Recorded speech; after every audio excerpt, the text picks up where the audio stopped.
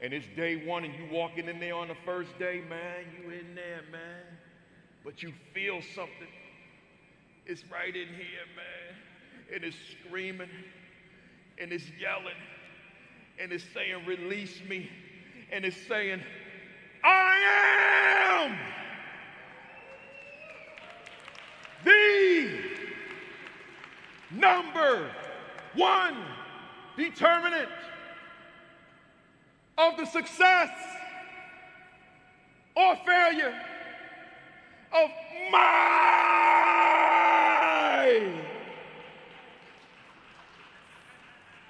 students. Hey, y'all, when you get back, kick some butt, and I'll see you in the winner's circle celebrating your victory. Let's go! Let's go! Let's go! Let's go! Let's go! Let's go! You got this! You got this! You got this! Thank everybody. And we are live. Good morning. Good morning. Good morning. Good morning. Welcome to week 188 of the AP and New Principals Academy. Normally right now I'd say, let's see who we got here. But you know something? In full disclosure, we're live. You're seeing me live. But I'm live on a cruise ship right now. I needed to take it down. So today is December the 2nd. I'm on a ship celebrating my wife's birthday for 7 days, getting that opportunity to rest, take it down, and then back out strong as soon as I get off that ship next Sunday. But you know something? Matter of fact, when you see this Sunday tomorrow, right? So tomorrow will be my last day, and then I fly right back out on the road. But you know, I don't let anything interfere with the Saturday Academy. The only reason I'm not live on the ship is because I'm just not going to trust Wi-Fi from a cruise ship with 3,000 guests using the same Wi-Fi. So I said, let me pre-record. So this will be the third time that I've pre-recorded, and they've all gone well. So I know this one will be just as strong. But you know, I'm going solo today. No guests. That was always the plan once I knew that I was going to be sailing. But that's a good thing because I got some things, you know, I always have some things I want to talk about, and I try to squeeze them into my monologue. But the monologue is typically about a minute or two or three. If it's one of those days I go on a rant, could be up to 30 minutes, right? But a guest always in the wings waiting. So I said, let me hold this information, this content that I have until today. And here we are. So I got a big one for you. But before I get to it, let me just welcome the first time. Matter of fact, no, I'm going out of sequence. See, since I'm not live and didn't read the names of the people who shout me out as I shout them back out, I didn't get to ask the question. You know that question. How you feeling? Right? That's the question always. You know, that's going to be the question as long as I'm doing this platform. How are you? And it's just to serve as a reminder for you to just look at yourself, right? And those things that you need to do to get yourself back to where you need to be, if that's your situation. I know that there's certainly times that I'm down here somewhere. Other times I'm up here somewhere like higher than I need to be, and other times I'm right where I need to be. You know, sometimes you're just overly excited, overly pumped. You know, may have been just an enormous day, you know, just a highly successful day, and I'm riding that wave, and I'm way up here. But at some point you got to come back down because you still got work to do the next day. You know, you can't ride that wave forever. You got to get back to reality. And okay, I scored a home run or a slam dunk, you know, a touchdown, whatever it was. But now I got to come back where I need to be, so that I can continue to grind, so I can continue to build, right? So I say the same thing with you. So how you feeling is not necessarily always, you know, are you feeling down? You know, it could be I'm feeling up, but I got to come down. I need to come down. I need to intentionally come down so I can do this work. Because see, it's one thing, we can now, I feel myself doing a whole different monologue, right? But we can get up here, just had some great accomplishment at the school, some great achievement at the school, and stay up here. And that's not always the place to be, because we just, our chest is out, we feeling good, but okay, come on back down now, because now we got to do this work so we can get back up here again and experience that, the feeling and all that kind of thing. Now let me come back down here and let me do this work some more. So how you feeling, we can take that in just a multiplicity of ways. But let me tell you something. I'm gonna speak for how I feel right now. Today is the day after Thanksgiving, by the way. It's the 24th of November in terms of when I'm recording. I'm in an empty house. I don't know how long that's going to be, but I'm here. But yesterday was Thanksgiving. It was a great day. We spent it at my mother's house. She's looking at her 89th birthday coming up in December. So it was a great day. I know she's watching live right now. It was a great day. So to start off, to kick off, and particularly with me being excited about my topic today, let me let you know that I'm on fire! Woo! Woo! I always need to get that out, man. And when I'm at home, I could really get it out. I think I did it the same way I do when I can see your names, those of you that post your names, but I didn't feel the same, right? Because I know you're not there. In terms of when I'm recording, you there now watching, but in terms of recording, I know you're not there. So I'm talking to my camera. I'm in the house by myself. So it's a different kind of feeling, but the pronouncement is sincere. I'm truly on fire, right? I'm feeling great. Health is good. Emotionally, I'm feeling good. Mentally, psychologically, spiritually, I'm in a good place right now. I'm in a good space. So let me welcome the first timers. First timers, welcome on board. Every week we got new people coming on. Every week I'm meeting people that said, I wasn't familiar with this. Oh my God, I've needed this. I say, yeah, well, I don't know where you've been, but we've been doing this for 187 consecutive Saturdays. So this is number 188. We've been doing this consecutively. So I don't know where you've been, but now that you're here, stay here. And we'll continue to do this consecutively every Saturday. We're coming up on 4 years in May. So, I've been doing this for a while, 3.5 years, right? So that's that. Make sure that you subscribe. I'm going to say that word again. Subscribe. I'm going to say it one more time. Subscribe to the AP and New Principals Academy YouTube channel. That's how you get to see all 187 sessions that you missed. And this one will be streaming live to it as I speak, right? So make sure you subscribe to it. Hit that button and subscribe. Be a part of the 19,700 members that we have, family members that we have on that channel. We'll be at 20,000 soon, and that's been my goal for a long time, to have 20,000 subscribers to that YouTube channel. So we're almost there. The books. I wrote this book. It corresponds with the Academy, the Assistant Principal 50. Some people think this book is called The Assistant Principal, and then 50 Critical Questions for Meaningful Leadership and Professional Growth. No, it's called The Assistant Principal 50.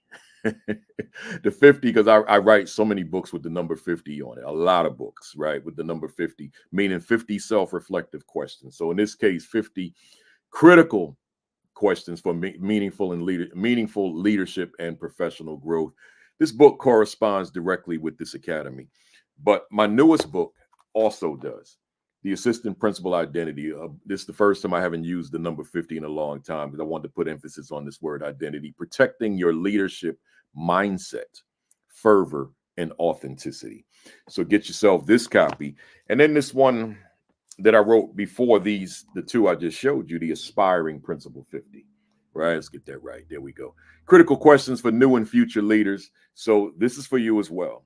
Now, I've written several other books, but I'm not going to spend all this time showing you these books. But these are the 3 that I really want you to have in your possession as it relates to assistant principal leadership and aspiring principals, right? So if you're someone that wants to go into the principalship, those are for you. If you are a principal, but you have APs, they're for you too. If you're a central office administrator, all the way up to superintendent, and there are APs in your district, APs or VPs, then those books are for you too, right? Because a lot of us who are in those positions, principal and above, we have APs, but we're misusing them. You know, I always say the assistant principalship, the most misunderstood and underutilized position in all of education.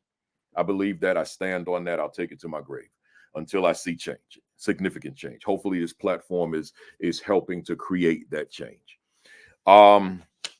Make sure that you like and follow the AP and New Principals Academy Facebook page. That's what it's called, AP and New Principals Academy on Facebook. We're up to like 9,800 followers. So let's get that to 10,000. So just go to that page, hit the like button, hit the follow button. And that's the page I use to write my Sunday morning commentary. So every Sunday morning, I write a commentary. It's not long. Some days it's long. You know, depends on what I'm feeling.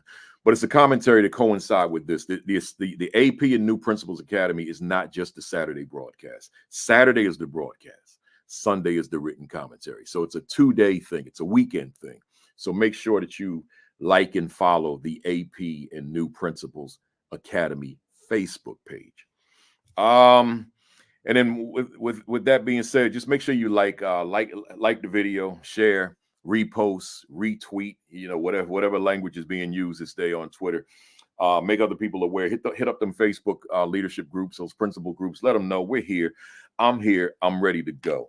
So I'm doing something a little different here with my technology. I'm putting some other kinds of things on the screen. You see, I had a little time on my hands, right? So I'm in my monologue, and let me give you this. It coincides with my topics. I don't need to be long with this, but my monologue: self-assessment matters. Once again, self-assessment matters. If you know my work, my writings, my books, my articles, my blog posts, my conferences where I speak, your school district, your school, whatever it is, this platform, then you know that this self-assessment language is my language. Ain't nothing new there, right? This is what I talk about all the time, that you got to self-assess. So I give you those 4 levels. I'm going to give it to you again now. Self-reflection, self-assessment, self-adjustment, self-improvement, while never losing sight of self-care and self-preservation. They all matter, right? So in this case, that self-reflection, just reflecting on your practice every day, reflecting on your leadership, that matters. But while you're reflecting on your leadership, you must assess your leadership. You've got to evaluate you. You can't wait for an evaluator of record to inform you of your effectiveness when your mirror, if you're honest with the person looking back, it will tell you the truth. It will tell you the story. It will tell you of your effectiveness. It will tell you of your value. But you have to be honest with the person in the mirror. And of course, you can also journal all of that reflection, all of that assessment. But you got to reflect on you. You got to carve out time and just reflect on your performance. Reflect upon your leadership. Reflect on you. You got to do that every day, maybe multiple times a day. It's the game film that they use in sports. You got to reflect on you. That absolutely matters. But then within that, you got to use that to become better. So that's where the self-adjustment comes in. You can't just assess and then stop it right there. Now you got to shift. Now you've got to pivot. Now you've got to make a change. You can't be the same person if you identified flaws, if you identified deficiencies, if you identified weaknesses, if you identified mistakes, if you identified shortcomings, etc. If you identified areas of improvement, then you've got to go on and improve via the self-adjustment. With the goal, big picture, always being layer number 4, self-improvement. It matters, but you got to be intentional about going through the process. So self-reflection, self-assessment, self-adjustment, self-improvement. Your self-assessment matters. So with that, that ties into my topic today, which is how would I rate my performance to date? I see a left off of words. I'm gonna just throw it in there. It was performance, but then sitting here, I added something, but I didn't change it on the screen. How would I rate my leadership performance to date? Now, I'm hoping that I can get this whole session that I designed into this one session. I got 24 questions I want to throw at you. Self-reflective questions. You know, they always self-reflective. But you know, I'm going to add commentary to all of them. So if I can get them all in, then I will. If I can't, then I'm going to break it up into 2 sessions, but I'm not going solo again until April. So that'll be in April, the first Saturday in April. So we'll see. Let's see how this goes. But I'm breaking this up into 2 sections. So I know I'm going to get section 1. Section 1 is called Your Leadership and You. Once again, your leadership and you. The second section is going to be called Your Leadership and Your School. Your leadership and your school. So what I'm going to do first is I just want you to look at you. Right. And then we'll look at you as it relates to your school later on. Right. Hopefully I can get all this in. Maybe I'll go kind of fast, but that's where I'm going. So if you're taking notes, you know, you see I'm trying to step up my game a little bit. So I'm giving you a little something on the screen. Right. So let's delve into this.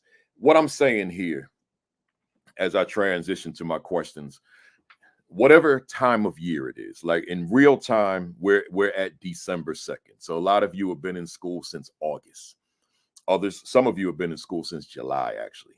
Others since August, and then the rest of us since September. So the whole idea, let me go back to the topic, right? The whole idea of the topic is I'm asking you to date, how would you rate your performance?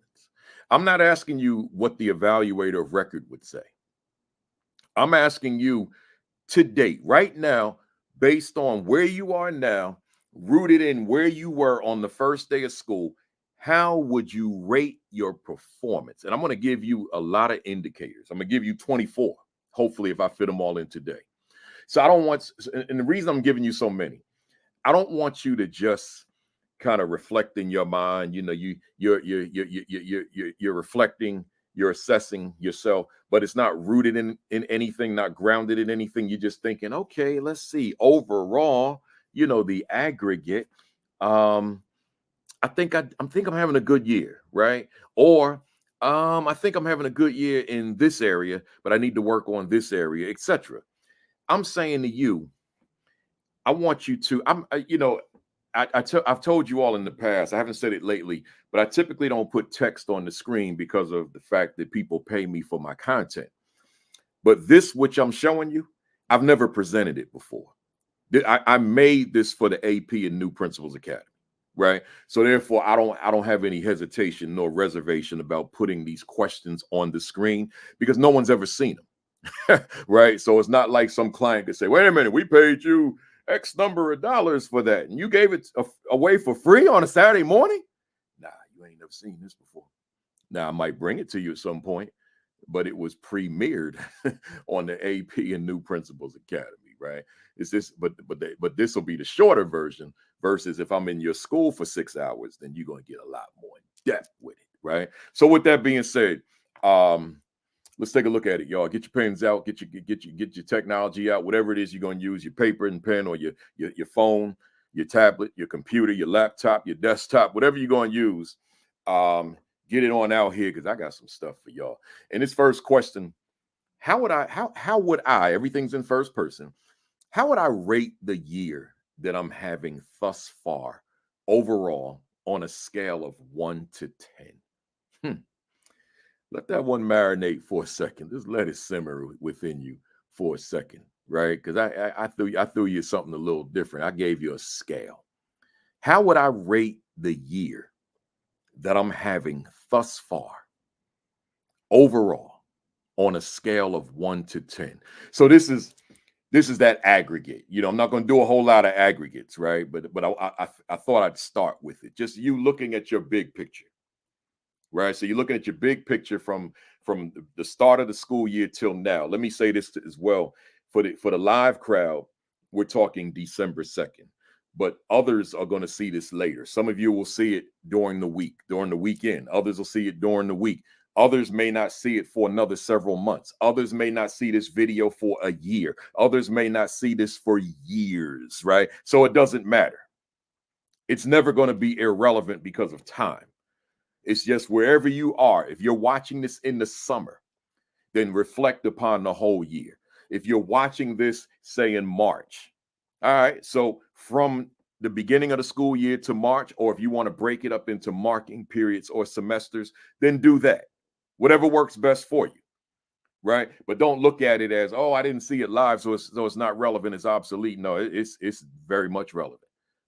It'll be relevant 5 years from now, 10 years from now. It'll be relevant for the rest of your lives, right? So with that said, how would I rate the year that I'm having thus far overall on a scale of 1 to 10?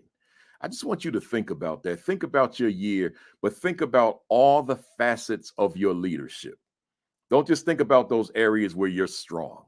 Don't just think about those areas where you're struggling.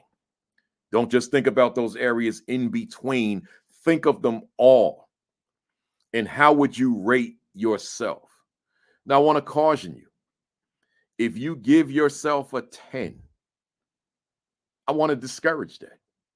That's not to say that you're not doing 10 work, but if you give yourself a 10 mid-year, then where's the growth going to be? I mean, what you going to be 10 plus, 11, 12, 13, 14 on a scale of 1 to 10? Give yourself opportunity to grow. Be hard on yourself. Don't go light on yourself. Be hard on yourself, which forces you to grow. Put some weight on that bar. So when you're curling a bar, right, trying to build up your biceps, well, the only way your biceps are going to grow is if you put weight on there that you struggle with. So by the 8th to 9th to 10th repetition, you're struggling to get that bar all the way up. Or if you're bench pressing by repetition, you don't really want to do more than 8, maybe 9, 10 reps in a bench press. But if you're trying to build mass, then you really want to be able to max out at 8 repetitions. So if you find that you can go 9, 10 is easy, 11, 12, 13, then it's not enough weight on the bar. You got to put some more weight on the bar. So I'm saying here, put some weight on the bar as it relates to how you assess yourself, right? Don't take the easy way out. Oh, I'm doing good, man. I'm doing good. Nah, be hard on yourself, even in areas where you feel you're effective, to challenge yourself to grow even more. That's how we grow. I've done this platform for 180. This is number 188. Not one time have I, when I shut it down and I start reflecting and assessing, because that's what I do, and then reading your comments, looking at the video, I do all that on Saturday, but I never close this laptop when I'm finished and say, you did well. I don't do that. I say, hey, oh, there's a flaw. And I don't mean like if I stutter or something. I don't consider that a flaw. That's just me being natural on a live broadcast, just like I do in our keynote. I have no issue with that. If like I just did, I don't have any issue with that. That's just normal. I'm talking about if there was something that I said, something that I did, some movement that I made, whatever it was, that I deemed, that I concluded you could have done that better. That's what I mean. Right? You could have said that better. You could have said that clearer, where they really understood the point you were trying to make. They really comprehended the point you were trying to make. So I'm challenging you. I'm encouraging you. Be hard on yourself. Don't be too hard on yourself that you depress yourself, but be hard on yourself to force yourself to grow, to improve, to get better, to get stronger as a leader, as an assistant principal, as a principal, as a new principal.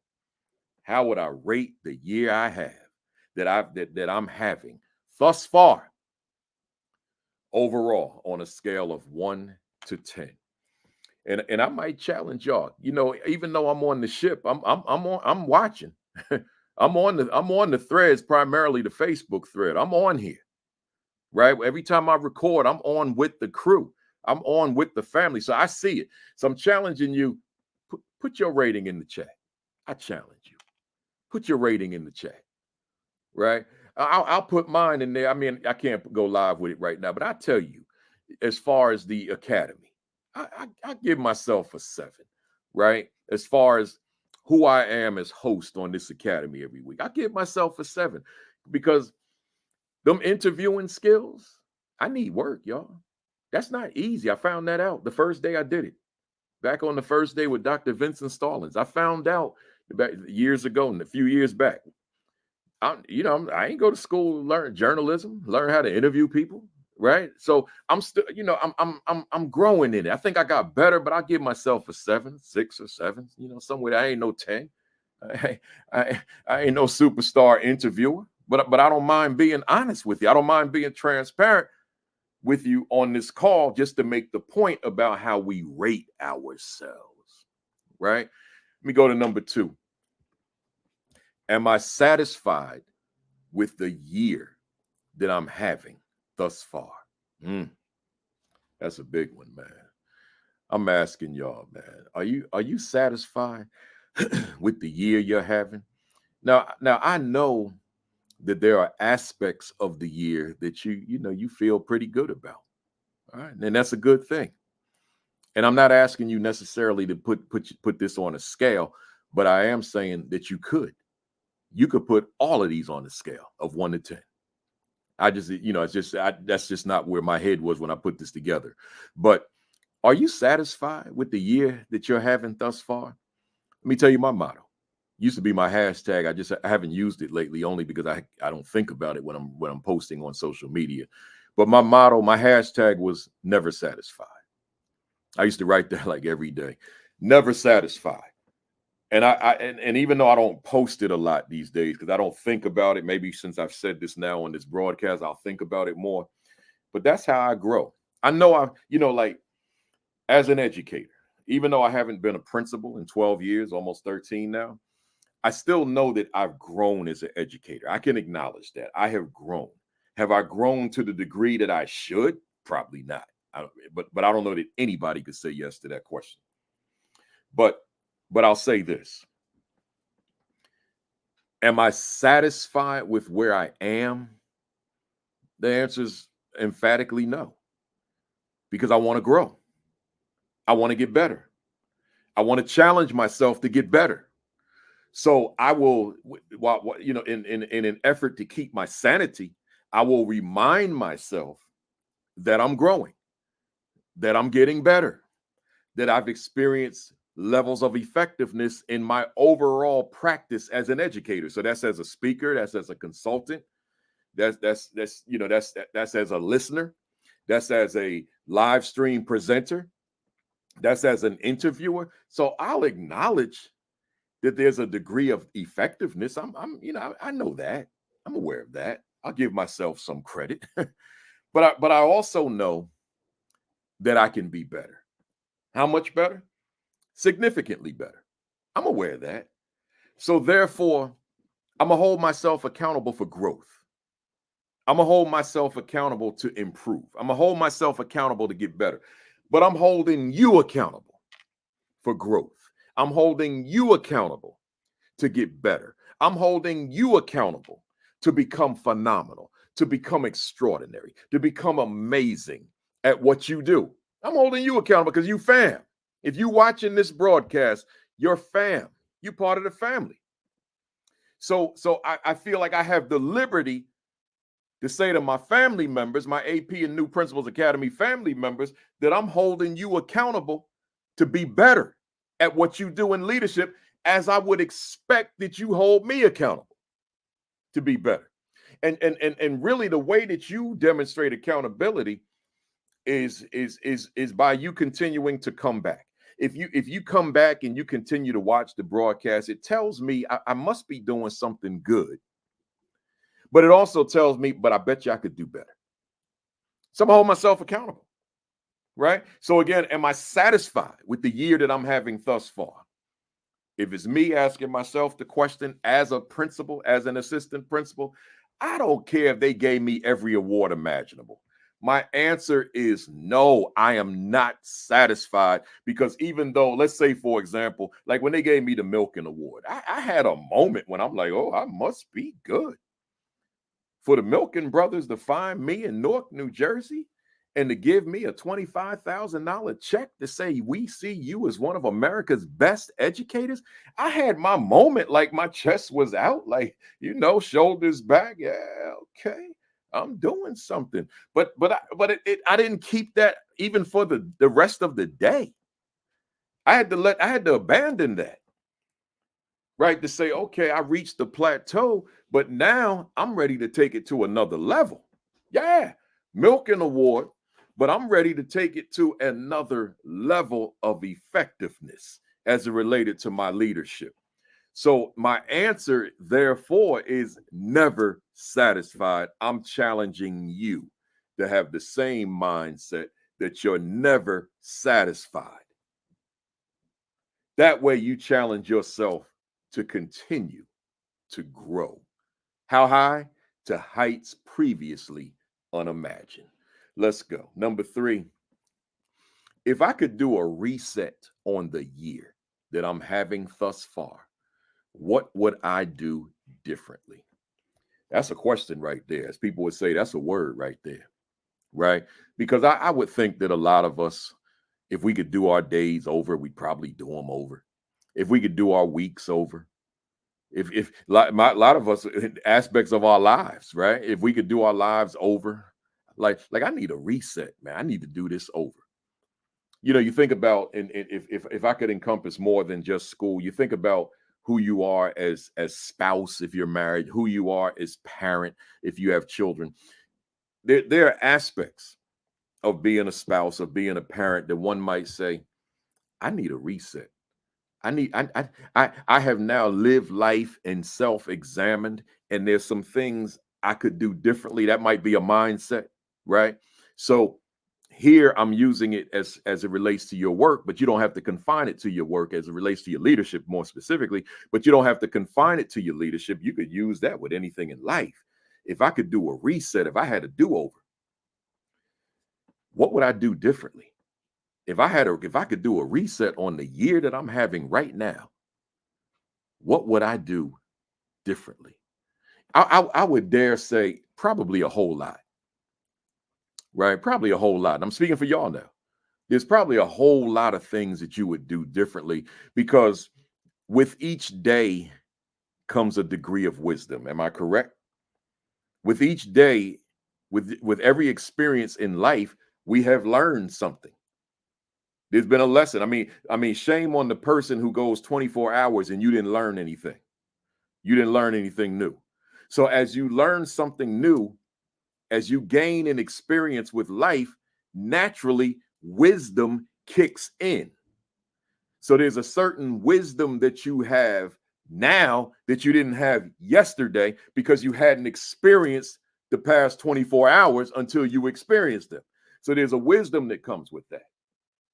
So because you've gained that wisdom that comes with life. See, wisdom's not just like over a 5, 10, 15-year period. Now I have certain wisdom. No, wisdom is with the day. Wisdom is with the hour, with the minute. It comes with experience. So you have experience in something that you never had experience in before until you have it. Well, since you now have the experience, it could have been just something that happened over the course of a minute. Now there's wisdom that comes with it. There's a certain knowledge that comes with it that you did not have before. So I'm saying all that to go back to the question, if I could do a reset on the year that I'm having thus far, what would I do differently? And I would think that most of you, and if not you, then me, would say probably a whole lot of things. Most things you and I would do differently because of the wisdom that accompanies the experience. Man, I could think of so many things related to my principalship. So many things related to my days of teaching. So many days related to my assistant principalship that I could have moved differently. But see, how do I know that in real time? See, the wisdom comes in after I experience it each day. So keep that in mind. Let's go to number 4. Am I growing as a leader? Whew. Let that one, just let it simmer for a minute. Let it marinate. I'm looking at my shirt, by the way. You know, I'm wearing my Josh Gibson, y'all. Homestead Grays, Pennsylvania. There's never been a home run hitter more powerful than Josh Gibson in the history of baseball. I'm talking including the modern major leagues. Whether you're talking about Babe Ruth, Hank Aaron, Willie Mays, or Barry Bonds. This man hit 800 home runs. I feel like Superman every time I put this shirt on. I wore this shirt recently at the Black Men Educator convening in Philadelphia, led by Sharif El Mekki, who's been a guest on this platform. But I wanted to wear it for this broadcast because of this specific message. This is a powerful message today. So I wanted to wear my most powerful shirt outside of my Satchel Paige shirts, right? So here we go. Am I growing as a leader? You know, is this mirror clean? Let me clean a little better because Josh be on here getting on my case, man. Are you growing? You know. See, you could fake the funk with whomever. You know, you tell somebody else, yeah, I'm growing as a leader, but you know if you're growing, right? And when I say growing as a leader, you know, I'm looking at, you know, I could have been more specific, but these questions are going to address the specificity. But when you think about it, just looking at the aggregate again, are you growing? Like right now in real time, it's December 2nd. It's when you see this. It's December 2nd, 2023. When you see this live. Have you grown since November 2nd, 2023? Are you a more effective leader now from who you were a month ago? Have you grown since October 2nd? Since September 2nd? Since August 2nd? Have you grown as a leader? Are you growing as a leader? Is there an intentionality behind you growing? Like not just you going through the motions of leading, but is there an intentionality behind growing as a leader toward becoming that much more effective as a leader? That's what's being asked. Are you growing as a leader? But the key word, I probably should have had it in the screen, is there an intentionality behind your growth? Is your growth being triggered by the intentionality aspect? What is it that you're doing to ensure that you are growing as a leader? Because the worst leader you could be is a stagnant leader. I don't care how good you are. The worst kind of leader you could be is one that flatlines, right? You just stagnant. The world is progressing, the world is moving, but you at the same place. That means you're regressing. That's what that would mean, right? So you've got to make sure that you are highly intentional, highly deliberate, highly purposeful about growing as a leader. How soon should the growth kick in? Oh, good question. Every day. Because you're always holding the mirror to yourself that you want to be better at what you do. So you got to hold that mirror to yourself. You got to journal. You got to have that journal. You got to have that pen or that phone, or, you know, if you're using your phone, the journal, your tablet, your desktop, your laptop, whatever you're using. But you got to document so that you can compare. Or some of us, we make short videos. So you make the video recording of where you stand.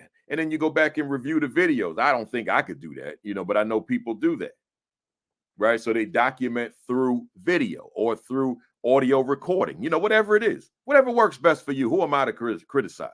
Whatever works best for you, just make sure you're doing something to document your growth or to document your deficiencies so that you have have the information there so that you can grow. That matters. Let's go. Number 5. If my most effective, this is a big one, y'all. Check this out. If my most effective teacher assessed my performance as a coach, now we're talking instructional leadership now. If my most effective teacher assessed my performance as a coach, what might be his or her perception of me? That's like a whole session right there. So let me force myself to keep this abbreviated.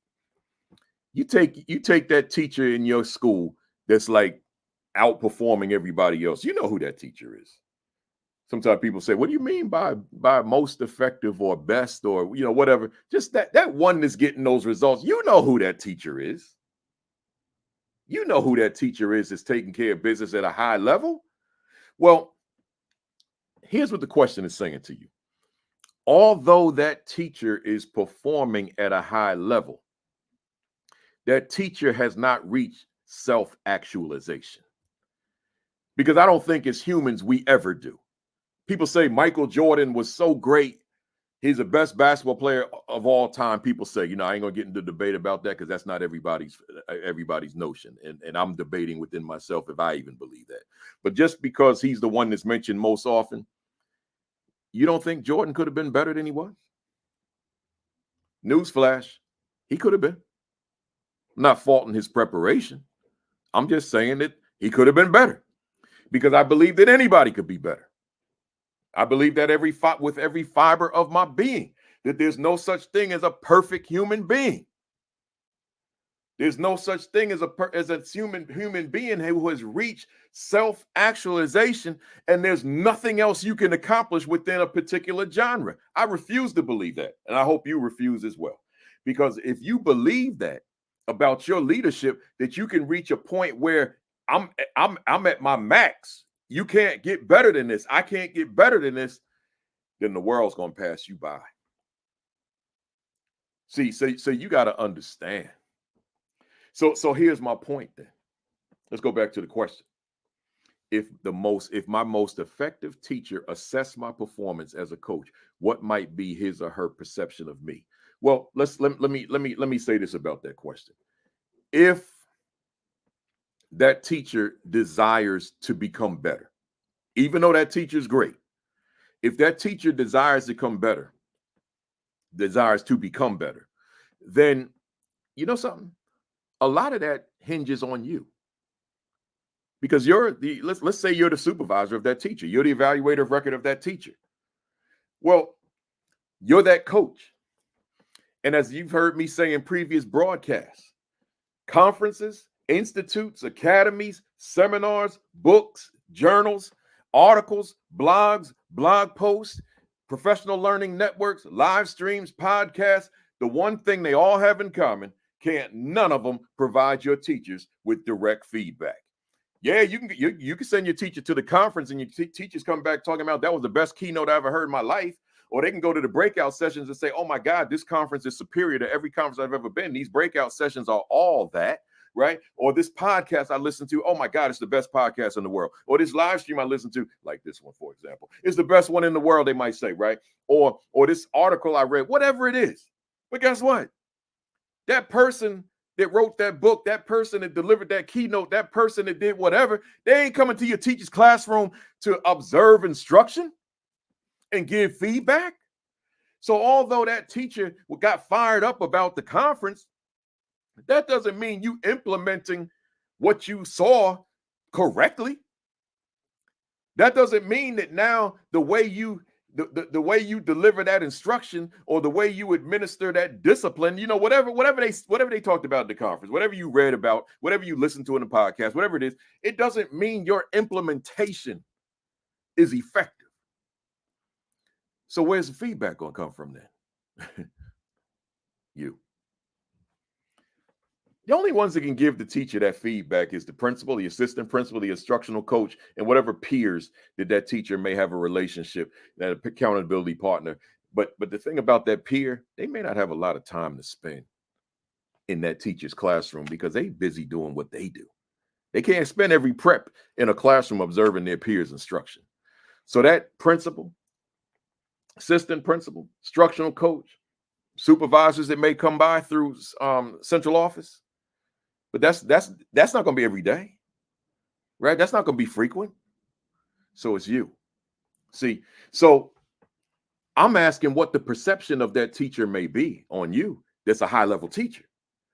Well, if that teacher feels, wow, I can grow because of you, then their assessment, their perception of you may be very favorable. But if on the other hand, they're having conversation with you and they happen to be superstar teachers, but they conclude, man, this assistant principal I got, this ain't making me better. She ain't making me better. He ain't making me better. This principal I have, my evaluator of record, my supervisor, I ain't growing from him. I ain't growing from her. See, then what's the point? See, that's a powerful question. I can do a whole session. I can go 2 hours on this question. I know I can, without notes, right?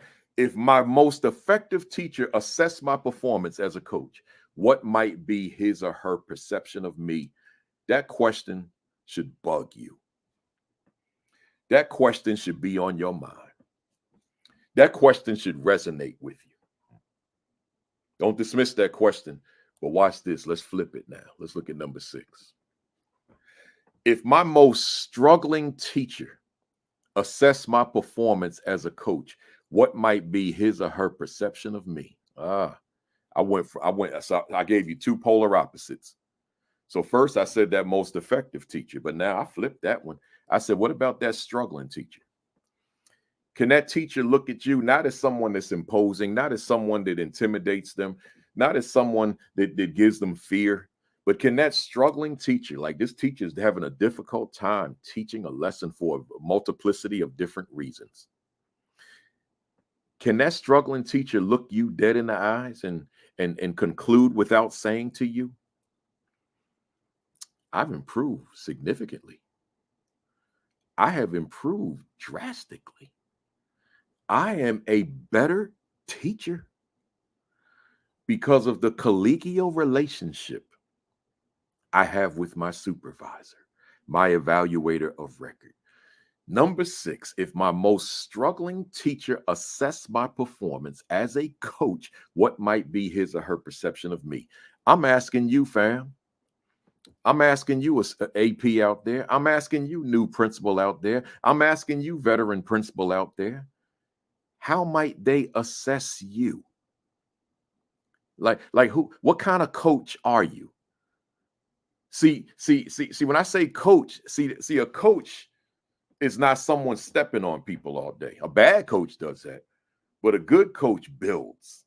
They building, like I'm talking sports now. They're building their athletes. They're nurturing their athletes. They're encouraging their athletes. They're inspiring their athletes. They're empowering their athletes. Yes, they're going to be hard on them, but not in a way that the athlete is turned off and, oh my God, I don't want to deal with this person. They know that this coach is making them great. They understand that. Well, that's what I'm asking of you, fam. I'm asking of you the same thing. That teacher in your building, does your presence intimidate or does your presence inspire? Does your presence evoke fear or does your presence evoke inspiration? See, you got to consider who you are before you can really put yourself in position to help others become great. You may have to go to the film, and the film's saying you got to make some adjustments. Because although you mean well, your presence is scary. Teacher gets scared when you come around, like, oh my God, teacher's stressed out. Now, I know when you're ready to see somebody off, that you've given all you got and you concluded you can't help do anything for this teacher, then yeah, you probably do want this teacher to get a little fearful of you because you want the teacher to leave, right? But that's extreme. Right now, I always say we're not in the business of gotcha. We in the business of grow you, right? So right now we just want to grow that teacher. But you got to ask yourself, how are you being perceived? How are you being assessed as you're assessing that teacher's performance? Let's go, y'all. I'm trying to get all this in on this one video. Number 7, what adjustments do I need to make instructionally? What adjustments do I need to make instructionally? You know, one of the things I want you to do with this question, go to the YouTube channel, AP and New Principals Academy, scroll down to the playlist and go to the one that says instructional leadership and just look at all them videos on instructional leadership, particularly the most latest ones. What is my value to the teachers that I supervise instructionally? Right? You definitely want to take a look at those. What is my value to the teachers that I supervise instructionally? That matters. So as you look at those 2 videos, that's 2 parts. And then you look at all the other ones. These are all solo sessions, by the way. These are not, I don't have guests on any of those. These are all solo. I think that, in fact, if you go to the playlist, it says Solo Saturday playlist, right? So these are all solo. Take a look at all those playlists, all those videos in the playlist for instructional leadership, and then go back to this question, or keep this question in mind as you look at those videos. What adjustments do I need to make instructionally? Take a read of this book, The Assistant Principal 50. And there's a whole chapter, I think it's the longest chapter in the book, on instructional leadership. So take a look at that as well. But here with the question, what adjustments do I need to make? So your coaching sessions, how are they? Are they effective? Your observations, are they effective? There's more to observations than sitting in a classroom. You know, it's more to observations than scripting. It's not just scripting, but it's how you script. That matters, right? What about the post-conference? What's that look like? What about, let's go back to the question, what adjustments do I need to make instructionally? What strategies are you offering? What is it about that coaching session that teacher gets better? What is it about those strategies that these are strategies that this teacher can embrace? Because as you've heard me say before in those instructional leadership videos, because a certain strategy worked for you doesn't mean it is transferable. Doesn't mean that now let me give this strategy to this teacher. That teacher may not have your personality. That teacher may not look at the world the way you look at the world. That teacher may not have your energy, your enthusiasm, your excitement, your passion. So every strategy, because a strategy on paper is a good strategy, doesn't mean that it can be embraced by everybody in your building. Just because it worked for you doesn't mean it's going to work for someone else. I understood that clearly. A lot of things. I was unorthodox as a teacher. I know that. A lot of what I did, teacher can't do that because it was rooted in my personality. A lot of what teacher Kafele was doing was rooted in Baruti Kafele, if that makes sense to you. Then when I became a principal, I know that everything I did wasn't transferable. I know that because a lot of what Principal Kafele did was rooted in Baruti Kafele. So I'm asking you, in terms of what you have in your bag of tricks, your strategies, can you go beyond what you did in the classroom? Do you have strategies based on your research, based on your experiences with supervising and evaluating other teachers, based on your reading, based on your observation? Do you come with strategies beyond what you did personally when you were a classroom teacher? That matters. That matters. So what adjustments do you need to make instructionally relative to who you are as instructional leader and instructional coach? I want to take you back to the topic. How would I rate my performance to date? That's our topic. So all of this that I'm sharing with you thus far would tie into how would you rate your performance to date? Let's go. Number 8.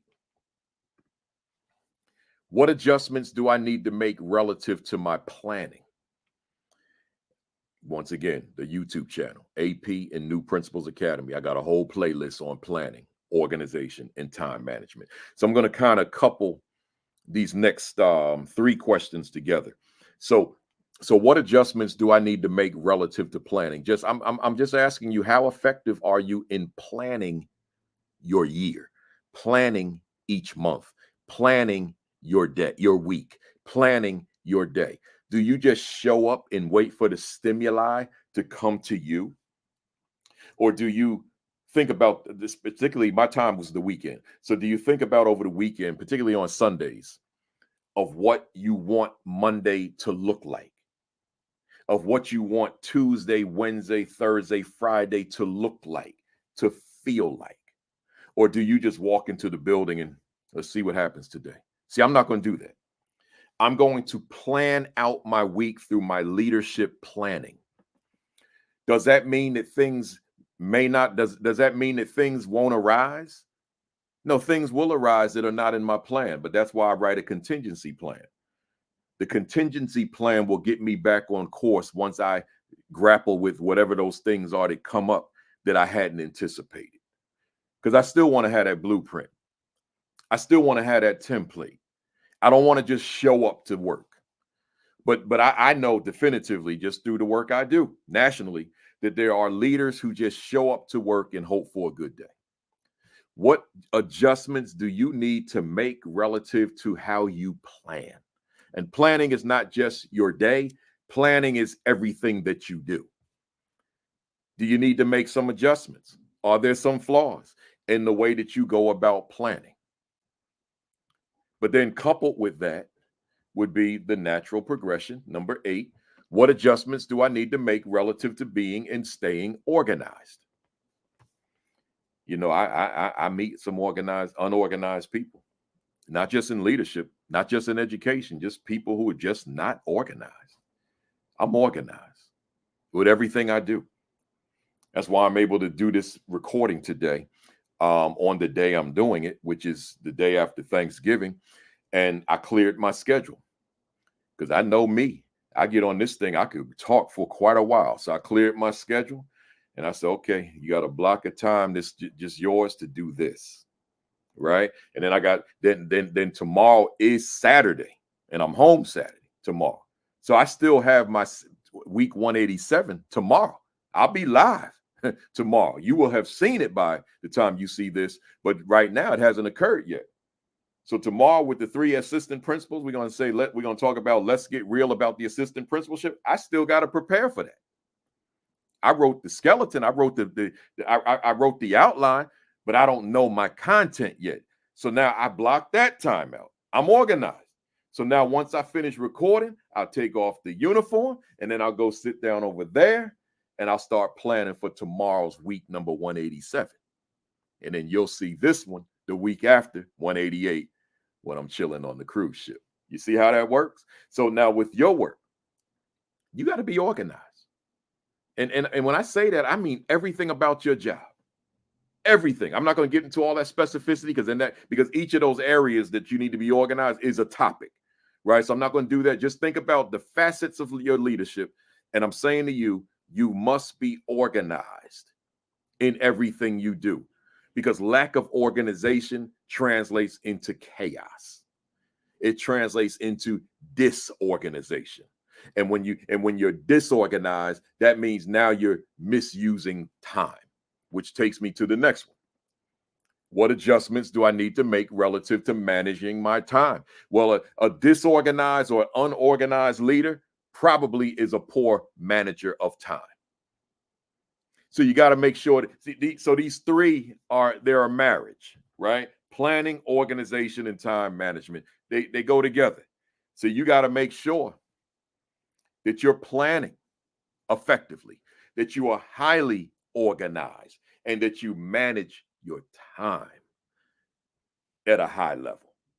That matters, right? If you don't manage your time at a high level, your time is managing you, and you're probably putting in more hours than need be. If you got people at your home who depend upon you, such as a spouse or a significant other, children, you caring for others, your parents may be living with you. You may have other relatives living with you, friends, whomever. If there are other people in your life who depend upon you, if you're not a manager of time due to poor organizational skill and lack of planning, then chances are you can't devote to them the kind of time that you could because you're lacking in those 3 areas.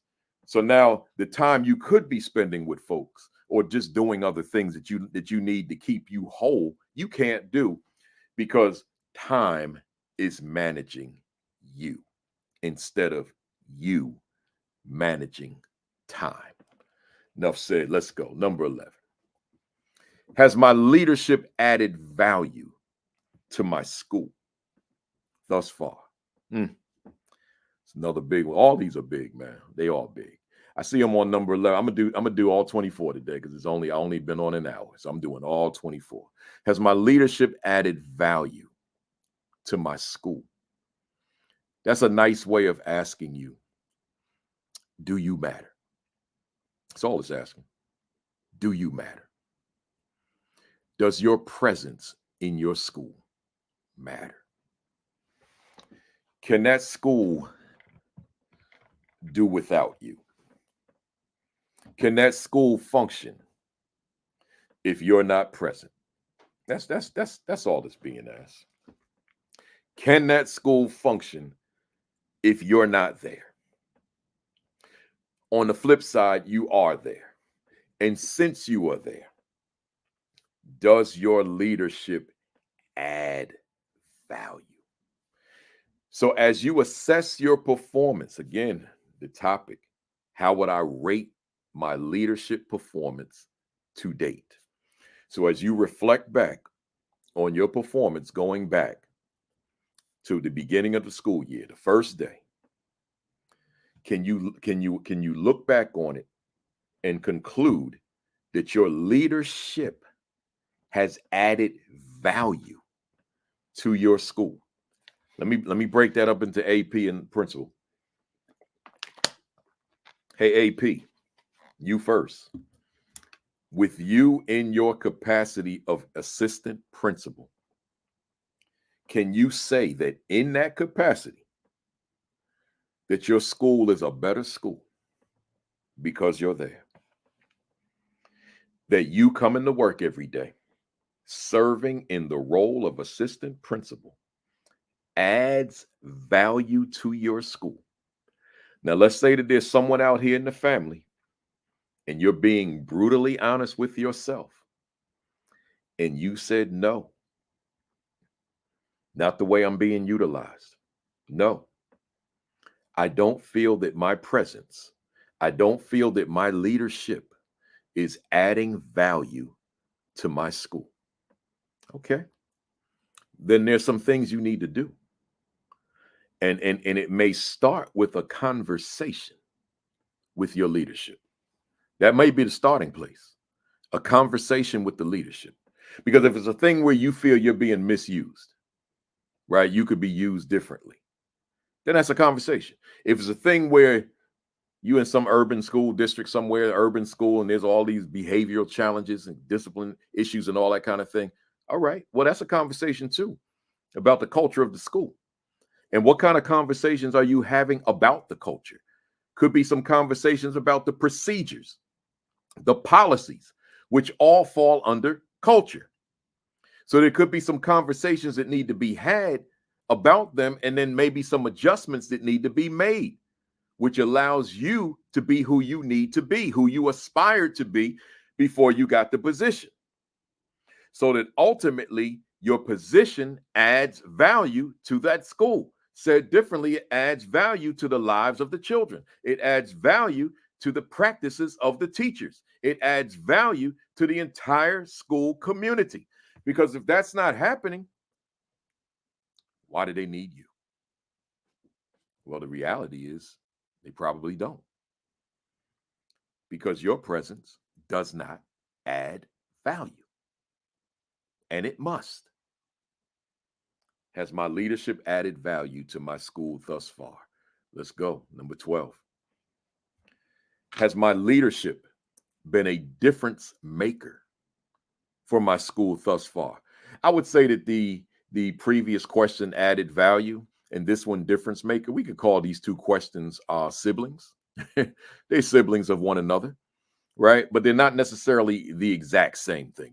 They're siblings, but they're not synonymous. So you figure like siblings, they like even twins, they look alike, but they're not the same person in two different bodies, right? Both those twins have their own unique personality. So I'm asking you with number 12, even though it's a sibling of number 11, Has your leadership been a difference maker for your school thus far? I'm just asking, you think about children are in school, but I believe, I could be wrong, put it in the chat if I am, but I believe that sometimes we lose sight of why the children are in the building. I think we lose sight of that sometimes because we're looking at all these other vehicles to get to the intended outcome. But the vehicle is just that. It's a vehicle. It is not the bigger picture goal. The bigger picture goal, the purpose that they're in the building every day is to learn. That's why they're there. They're there to learn. And then there are all these vehicles that we use to get there, right? So the various different methodologies that are used in the classroom, those are vehicles to get to the intended outcome. So with the intended outcome being to learn, and I might add to learn at a high level. So has my leadership been a difference maker for my school in that context? So let's say, for example, that equity is absent from the classrooms in your school for a variety of reasons, which one could be political, right? We can be equitable without using the word equity, though. I've learned that. So, but equity is a vehicle. Growth mindset, it's a vehicle. Blended learning, vehicle. Technology, vehicle. Right? Flipped classrooms, vehicle. And I can go on and on. Differentiated instruction, vehicle. Cooperative learning, vehicle. And I can go on and on. They're all vehicles. They're not the end game. Culturally responsive relations, culturally relevant pedagogy, student-centeredness, all vehicles. That's what they are. With the goal being to learn. You see how that works? So I'm asking you, I guess I can ask you, I guess I'm asking you a few things simultaneously. What is your knowledge base in pedagogy that's going to work for the students that attend your school? And notice I didn't say pedagogy that works. I'm being very specific. Pedagogy that works for the students in your school. So what is your knowledge base? What is your understanding? What strategies do you bring in order to make the most appropriate vehicles, the most appropriate strategies work in your school? See, that matters. So if you're just going into a classroom blind, so to speak, and you're just looking at instruction and it looks good to the eye, right? Oh, this looks really good, like good stuff. Okay, fine. But is it what every youngster in the room needs? Does each student benefit from it? And chances are, if it's the same vehicle being given to everybody, same strategy given to each youngster in the room, there's probably a lot of youngsters who we're not connecting with because so many different youngsters need so many different things. So you have to be mindful of that. Has my leadership been a difference maker for my school thus far? What programs have you put in place? What procedures have you put in place? What extracurricular activities have you put in place? How have you impacted the morale of the school? How of the staff? How have you impacted the culture of the building? How have you impacted the climate of the building? How have you made your principal better because of what you do as an AP? Or principal, how have you made the AP better because of the way you coach that AP?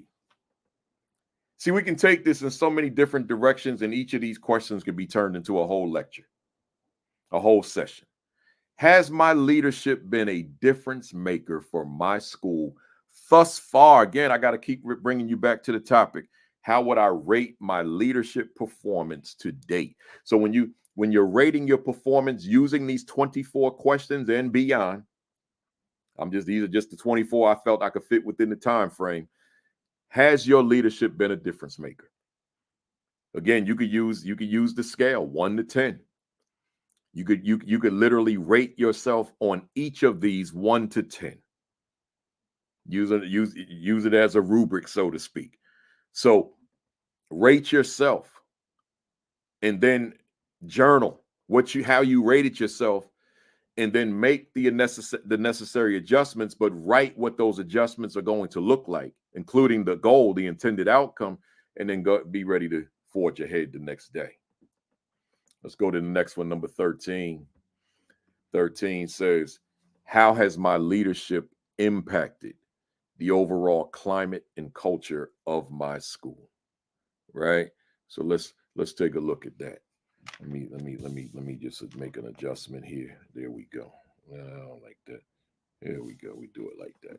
All right. How has my leadership impacted the overall climate and culture of my school? See, I kind of touched on that. A lot of these, they overlap. They interface.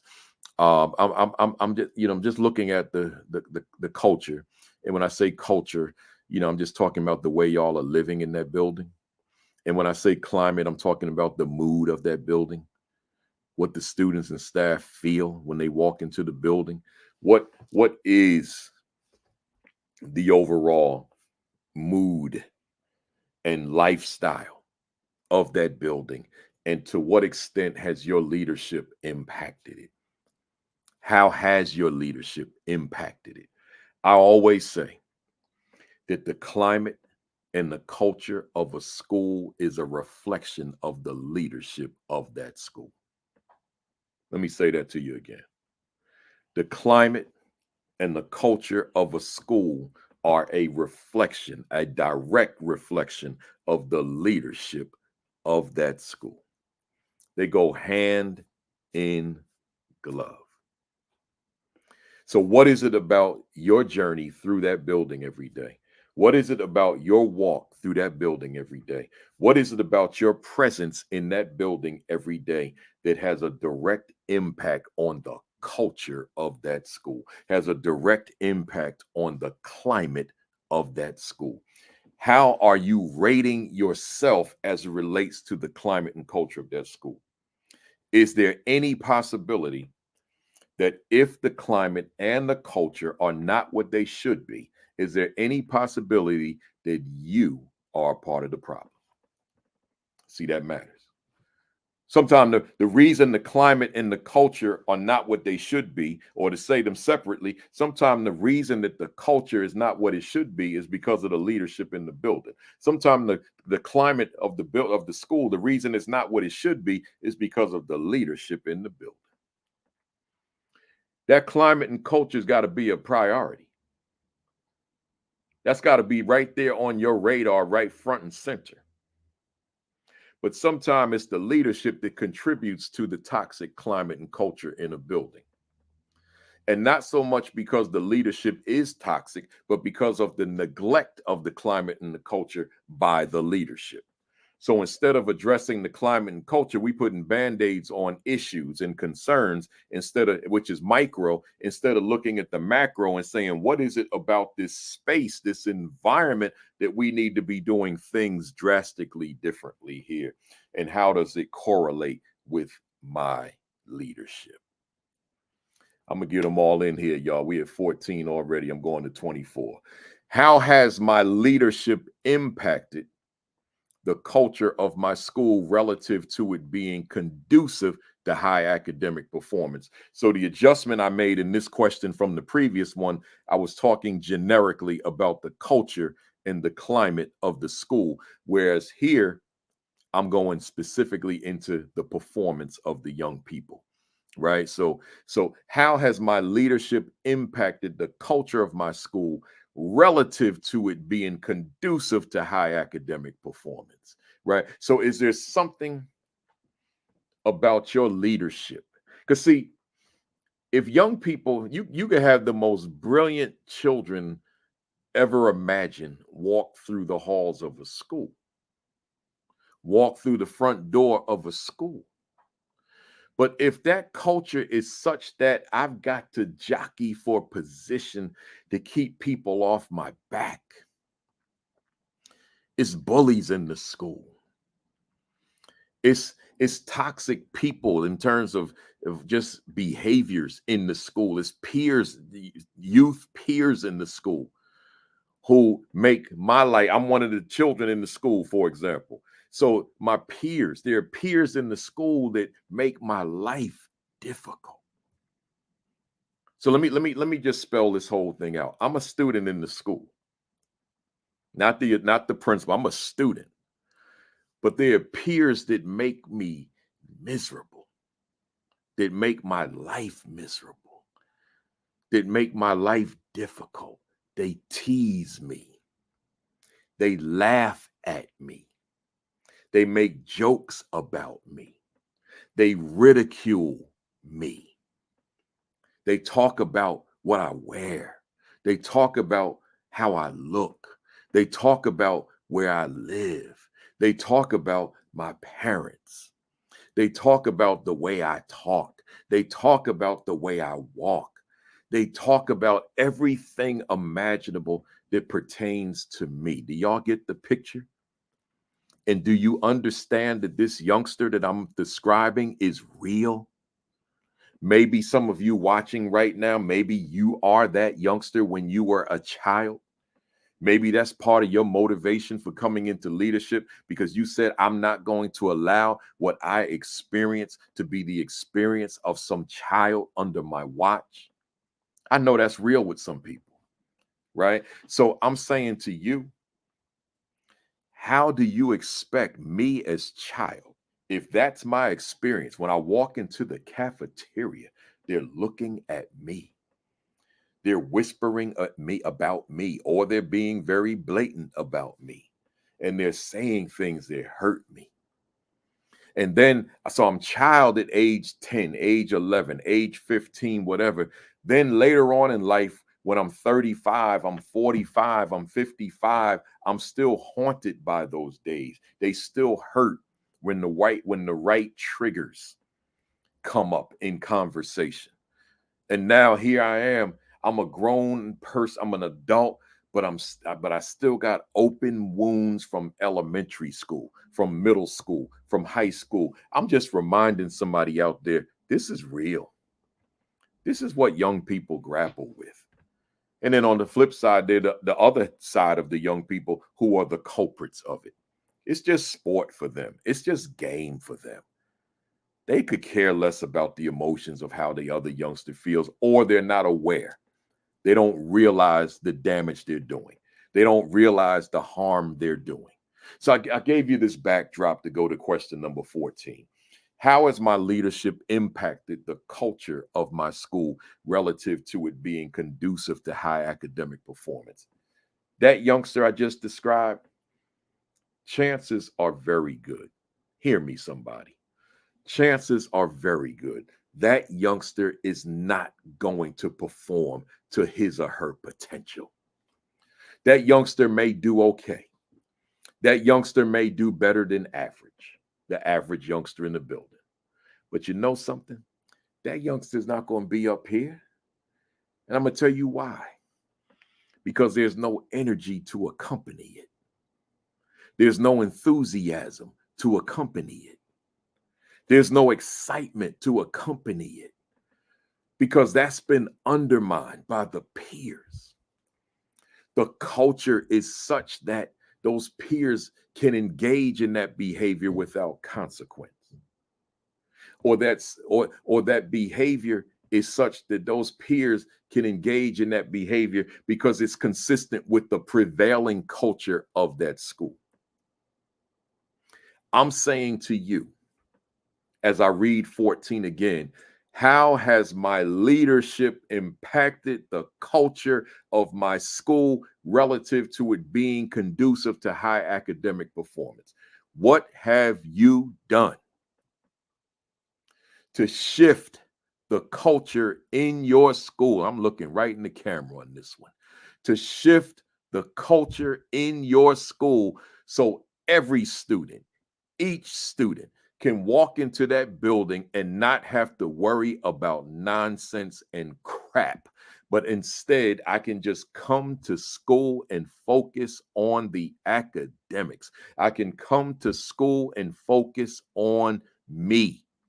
I can come to school and focus on the learning. I don't have to focus on nonsense. I don't have to focus on the crap that others focus in other schools. I can just come here and be me.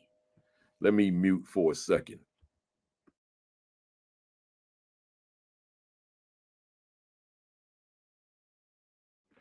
We real time, y'all. Doorbell rings, right? Doorbell rings.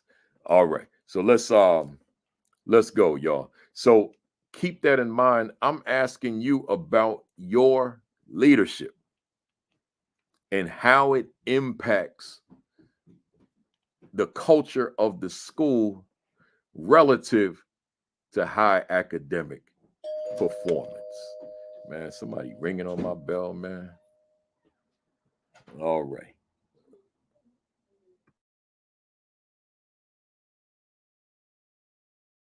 All right. Somebody delivering a package. All right. Let's get back, y'all. One day you're gonna turn on this computer. One day you're gonna turn on this platform, and I'm gonna be in a studio. I'm not gonna be doing this from home. One day I'm gonna invest, and I'm gonna have a studio, and I won't have to worry about a doorbell ringing. Right. So let's go. Number 15. We getting there, y'all. We getting there. I'm gonna do this in under 2 hours. I can promise you that. I hope I don't make a promise I can't keep. Has my school served as a welcoming environment for each of my students under my leadership? I think I could kind of tuck this one under the previous one, because that environment where that culture is toxic and that student is not comfortable with being in that environment. And I kind of put in that previous one, let me just go backwards for a minute. I kind of put all the emphasis on the students, but I think I'm being remiss by not also mentioning the other adults in the building, because it could be other adults in the building who also contribute. I think I got thrown off by the doorbell ringing. That's what happened. So who contribute to that school being a toxic learning environment where I can't learn. Because if there are adults in the building who contribute in terms of the way they deal and relate to children, or adults in the building who have no influence over behavior of children in the building, then the adults could be just as guilty as the peers, right? So it's the entire building. It's not just the children, but the adults. What is it about your relationship with the adults that they're assets? What is it about your relationship with the adults that they add value to the culture of the school, as opposed to them being a part of the problem? So we're talking about your leadership. We're talking about how would you rate your leadership performance to date, right? And in this case, as it relates to the culture being conducive to high academic performance. So that'll take me to number 15 now. Has my school served as a welcoming environment for each of my students under my leadership? Think about every student that walks into that building. Do they feel welcome? Do they feel that they belong there? Is it the right environment for them? What is it about your leadership that impacts that environment, that it feels like a welcoming environment for everybody that walks into that building? That matters, right? So is it a welcoming environment? And then we'll couple on to that. Does everyone that walks into that building feel like they belong in the building? I know definitively there are children in schools, I won't say where, just schools, that don't feel welcome, nor that they belong, that they feel that they belong there. They don't feel it. So therefore, they don't want to be there. And the worst part of their day is between the hours of 8 to 3, proverbially, the school hours. That's the worst time of the day, because they don't feel welcome there. They don't feel that they belong there. So when you rate yourself thus far as a leader, How do you rate yourself relative to this question? Has my school served as a welcoming environment for each of my students under my leadership? Your leadership has to address that, right? There's certain conversations you got to have with the school, certain conversations you got to have with individual students, certain conversations that you're having with staff, so that ultimately the students feel that they're welcome. Now, I'm not going into all that specificity because we're 188 sessions strong on this platform. All of that's in the videos. So I don't need to rehash that here. I'm just giving you the questions for you to ponder as it relates to how you reflect upon yourself, how you rate yourself thus far in the school year, regardless of when you're seeing this video. If those of you who are not seeing it live and you're not even seeing it in December, don't get thrown off by the dates. I'm asking you, whatever, you might be watching this thing on April the 17th, right? You might be watching this thing on May let's throw a date, May the 16th, 2025. So you're seeing it 2 years and several months later, right? That's okay. Whenever you see it, the questions apply, right? So let's go on. Number 16.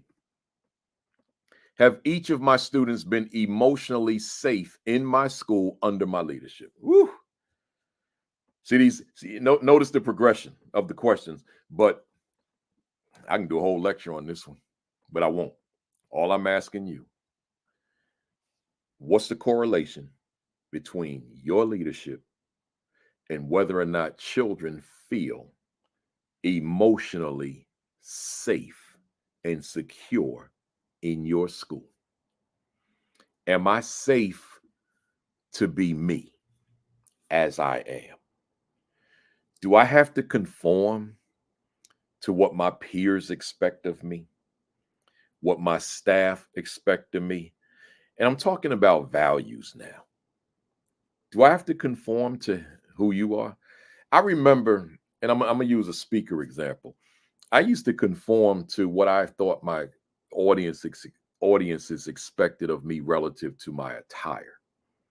So I'm wearing these suits and ties and all this. Man, I mean, I still dress professionally, but I haven't worn a tie in almost 4 years because I was conforming. I'm not into ties. I was just conforming. I wear them from time to time, but I don't feel I need to wear it to do a presentation. Let's put it that way. But I was conforming. But the world shifted, pandemic particular, and I shifted. And then I made a decision to wear these Negro League jerseys on this platform. It's different. I haven't seen anybody on any platform anywhere. I watch a lot of podcasts and live streams. I don't see people wearing this. I said, I'm gonna create a brand of Negro League jerseys. Got a whole closet full of them. and this is what I'm gonna sport. This is what I'm gonna rock. I'm gonna be me. I'm not gonna wear what say someone would expect me to wear. I'm gonna wear what I want to wear. And I'm emotionally safe doing it. So let's take that and transfer it to your students. Can they be themselves? And I'm talking about within expectation.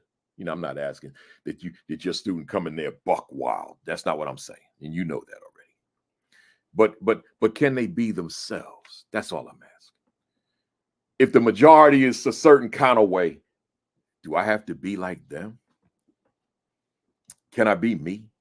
Is that okay? Is it acceptable for me to be me? Or do I have to be like the majority? And if I can be me, am I safe being me? Or do I have to look over my shoulders if somebody's going to say something bad about me? Or God forbid somebody physically harm me because I'm not like you. My hair is different from you. My clothes are different from yours. My sneakers are different from yours. I speak different from you. Everything about me is just different. I stand out. I'm being that kid. Can I be that? Can I be that? Or do I have to be somebody else? Let's go. Number 17. Have the academic expectations for my students been high under my leadership, and are our expectations clear to each of them? The most important part of this question is the second part, but let me read the whole thing again. Have the academic expectations for my students been high under my leadership? Let me pause it right there. So regardless of where a student is academically, socially, emotionally, is this student entering a school under your leadership, whether it be AP leadership, new principal leadership, veteran principal leadership? Is this student entering a school where the expectations are sky high for each of the students? That's number one, under your leadership. And how are you rating yourself thus far? Because I don't want you ever to lose sight of the topic, right? So how are you rating yourself thus far relative to the expectations for each of the students in the building under your leadership? But then to add to it, and are our expectations clear to each of the students? And I might add, to each of the staff. Right? So see, you could have expectations that are high, but the expectations may not necessarily be clear to everybody involved. I'm asking you, are they clear? They got to be clear. They got to be well defined and well spelled out for everybody there, or there's confusion in the air. And I know, because I these are questions I ask when I walk into schools. What's the mission? What's the vision? What's the purpose? What's the expectation? I ask random people these questions, teachers and children. And I come across far too many people who cannot answer, who not only can't answer, but are uncomfortable with me asking the question. So let's make sure that under your leadership, that the academic expectations for each of your students are sky high, and the expectations are clear for everybody in that building. How are you rating yourself? Let's go. We almost done, y'all. Told you I'm going to be done before 2 hours. Does my staff understand? Number 18, does my staff understand and buy into the mission of my school under my leadership? Ooh. Ooh. I could do a whole lecture on that one. Whole presentation. Maybe I'm going to turn all of these into topics, right? Probably will. Because there's so much there. Does my staff understand, right? We can't stop it there, though. And buy into the mission. Notice it doesn't say my mission, the mission of my school under my leadership. See, too many places, man, the mission is not only is it not understood, it's not even known. I mean, every school I go into, every school, every presentation I do, at some point I say, what's the mission here? And people pulling out their phone, going to the district, the school website. Oh, I have it. Nah, put that phone away. I say to them, I don't want you finding no phone, no mission, reading it to me. Right? That's not what I'm asking you. I'm asking you, do you know it? Like, are you in a school where it's recited? That's what I'm asking. Where it's not only recited, but you're walking in it. Like this mission, which I define as what the school is about, who the school is, and what the school is about. Does that mission define who you are and what you're about? Or is it unknown? Or is it some document hanging on the wall, serving as wallpaper and nothing more? See, we got to go beyond that. So I'm saying to you, that's a reflection of your leadership. If you lead a school where there is no mission, or a school where the mission isn't known, or a school where it exists but no one knows it, that tells me a lot about who you are as a leader. How you gonna rate yourself now? I'm telling you right now, if you're in a school and the mission is either non-existent or unknown, then give yourself a 1 or a 0 as far as the rating. Don't put yourself at no 7, 8, 9, 10. Don't put yourself at no in the middle 4, 5, 6. Give yourself a 0 or a 1, because that's a reflection of you. So that's for the understand part. Now let's go to the buy-in. The buy-in happens when you open up that door, open up that room, that floor, I should say, for all your staff to participate in the development of the mission, as opposed to you drawing up the mission and handing it to them. Here's the mission, y'all. Fall in line. They not, unless they love you and love your leadership, they all into you. You ain't gonna have buy-in from everybody, right? So I'm saying to you, open up the floor. Now, if they decide, now we trust you, fine. You gave them an opportunity. There still can be buy-in. There probably will be buy-in because they know that you offered them the opportunity to contribute. But the bottom line is, buy-in happens when that offer is made. When it's just hand them out something, here's the mission, y'all. Or they open up the staff handbook, here's the mission. They'll understand it, but they may not take ownership of it. They may not claim it. They may not embrace it. They may not buy into it because you didn't give them opportunity to participate in its development. So keep that in mind. Rate yourself. Where you rate. So look at the existence of the mission, the understanding of the mission, the buy-in of the mission, and then rate you where you stand.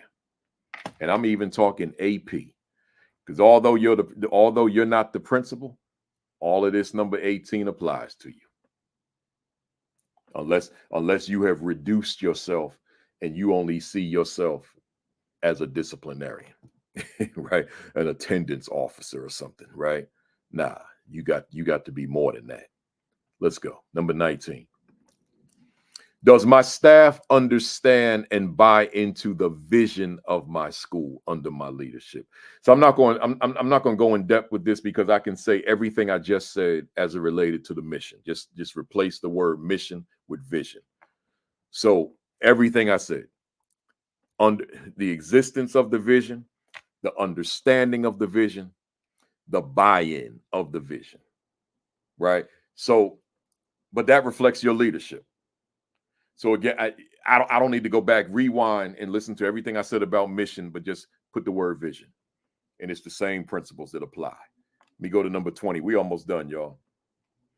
Under my leadership, have the mission and vision been integral aspects of my school? Oh, man. So now I'm taking the two of them, bringing them together, marrying the two of them. Let's perform a wedding and marry the two. And it's that mission, who the school is and what it's about, and that vision, where that school is going. Under my leadership, have the mission and vision been integral aspects of my school? So in other words, is your leadership all about that mission? Is your leadership all about that vision? Or is it your leadership over here, the mission and vision over here, but the two don't ever come together? See, and I see that. I see it in places.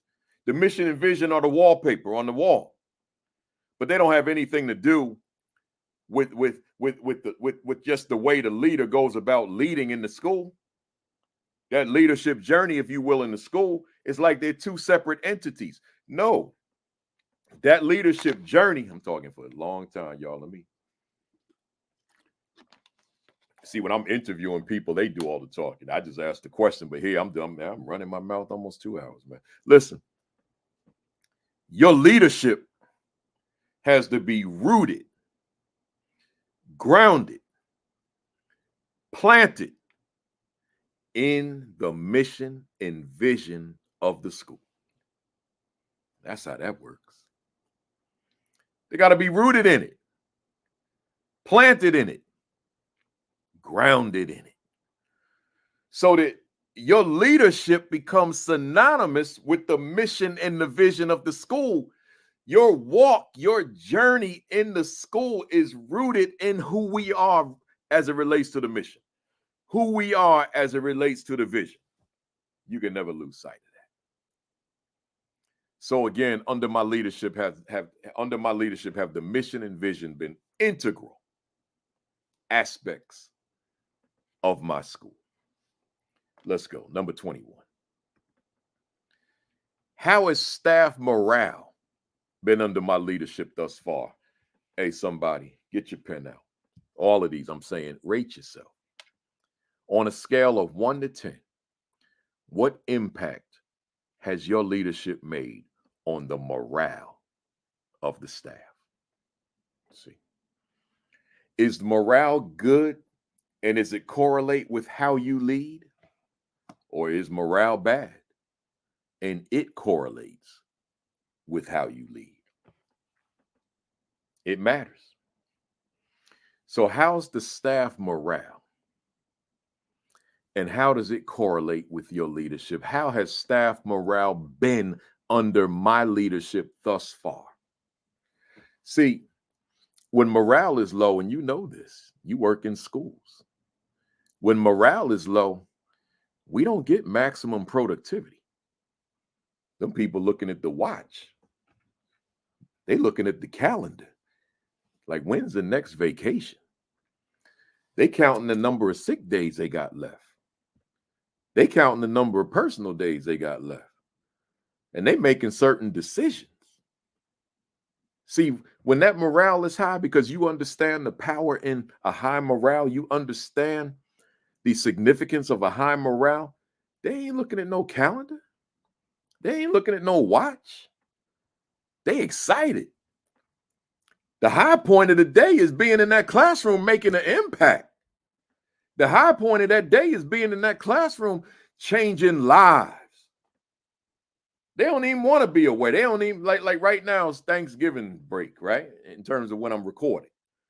So today is Friday, the 24th, the day after Thanksgiving 2023. So they home. But you got some of them, they like, man, I don't want to be home. I mean, they should be for self-care, self-preservation. But the reality is there are people in this education space, as we would say, these education streets, who they said Thanksgiving was long enough for me. I'm ready to get back in the trenches, man. I'm ready to get back to work. I'm ready to make that impact. I'm ready to make that difference, man. I'm ready to transform lives. I'm ready to empower young people. I'm ready to inspire young people. I'm ready to encourage young people. I'm ready to teach young people. Those folks exist. They out here, right? So when you got them, oh, that morale is a given. You ain't got to have a conversation. It's a given. It's high. They want to be there. But there's something about your leadership that they feel the way they feel. I don't care how excited someone is about the work. If that leadership is toxic, if that leadership is not supportive, if that leadership doesn't have their back, they ain't trying to get back, man. They content, or they'll set up something with Zoom or some other virtual platform, and they'll talk to the kids while they home, man. They'll teach from home, reach an understanding with the parents. Yo, we come on at 7:00 p.m. Right? And they teach there because I'm free here. Go to that school, get back to that school, man. It's people in leadership that their presences. I don't want to be around them people. I mean, that's real world, real talk, y'all. So you don't want to be that person. You could maintain your authority and your presence and not be overbearing. That's all doable. But it's the way you present yourself. And it's your understanding of human relations that matters. Let's go. Number 22. We almost there, y'all. In what ways has my leadership positively impacted staff morale? So you know what I did in 21 in the explanation, I kind of spilled into 22. So there's really nothing more to say. It's just it's your people skills. It's how you treat others, but it's also the way you lead. So does your staff see that you're in the trenches? Like, do you roll up your sleeves? And your staff see that you in it with them. Some of you that have seen me speak in person, you may notice that every time I speak, 100% of the time, I take the jacket off. I don't care how formal the keynote may be. I take the jacket off and then I roll up my sleeves. You may notice that. There's a reason I do that. I don't do that because I'm hot. I do that because symbolically I'm saying to my audience, I'm in this with you. So I take my jacket, I place it on the floor or on the podium, since I don't use the podium, and unless my laptop's there, then I'll put it somewhere. It comes off. Let's put it that way. And I roll up my sleeves, and symbolically, most of my audiences, I'll tell them, but every now and then I don't remember to tell them because it's something I do every day. I roll up my sleeves, and it's symbolically to say to the audience, I'm in this fight with you.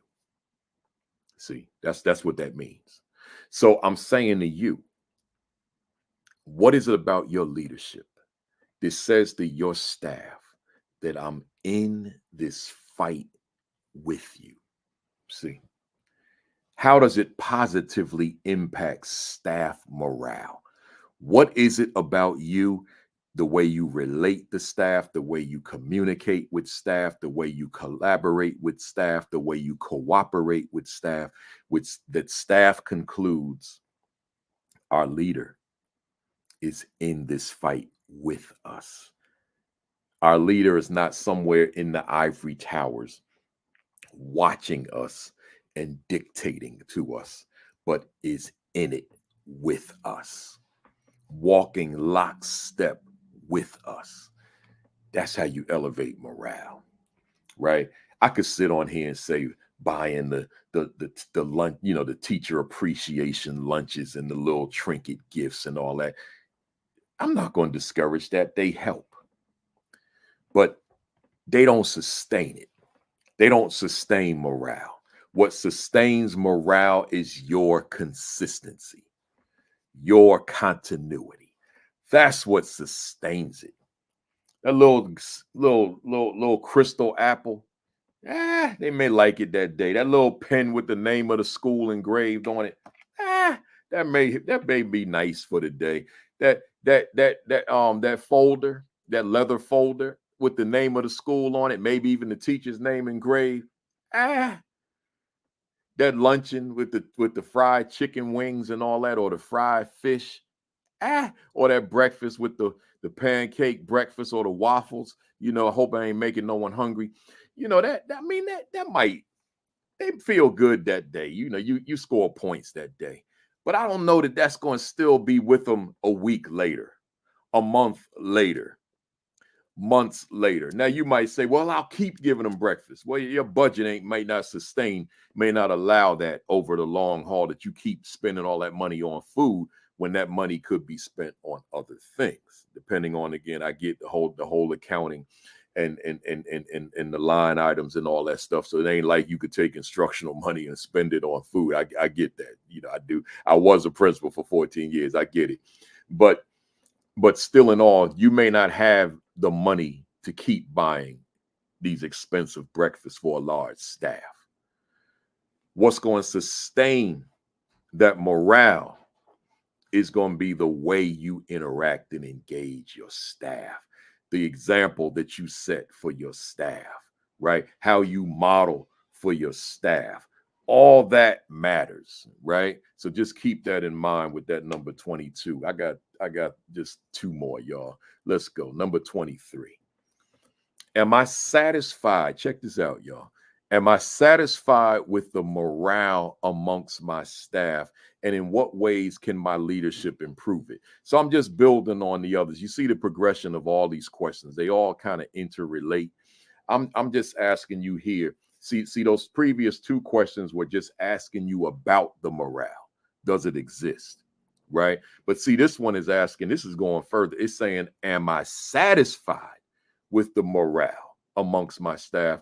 And in what ways can my leadership improve it? So I don't need to go in depth with that. I'm just asking you, are you satisfied? Like, is it good? Is it healthy? Is it conducive to all the things you want to accomplish in your school? And again, rate yourself 1 to 10, where you stand. And if you're not satisfied, I'm just simply asking, what are you doing to get yourself to a point of satisfaction? That's all. That you are satisfied with where we are as it relates to morale, so that you can continue to focus on the things that matter most around student learning. Because staff morale is one of those vehicles. It's one of those vehicles. It's not the end game. The end game is not our staff is motivated. That's a vehicle to get the student learning. Oh man, a friendly, happy, motivated staff raises the probability that students are going to perform at high levels. Last one, y'all. We got there, man. I ain't have to break it up into 2 sessions. Under what indicators would I consider that my leadership has made my school a better school this year, thus far than we were last year at this time? Now, I think it should be this far. I'm just used to saying thus far. So let me read it again. Under what indicators would I consider that my leadership has made my school a better school this year, this far, than we were last year at this time? So as I read it, I know I have a typo. It should say thus far, right? So,